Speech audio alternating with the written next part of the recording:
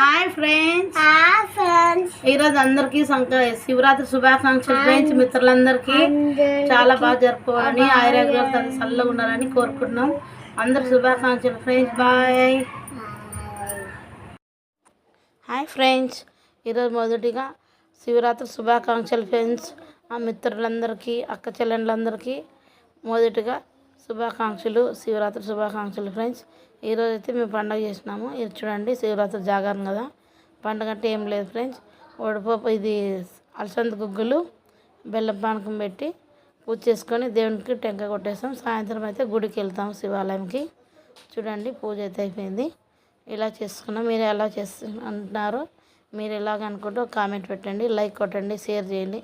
నా ఛానల్ కొత్తగా చూసే వాళ్ళైతే సబ్స్క్రైబ్ చేసుకోండి. చూడండి ఫ్రెండ్స్, ఇలాగే మేము చేసిండేది.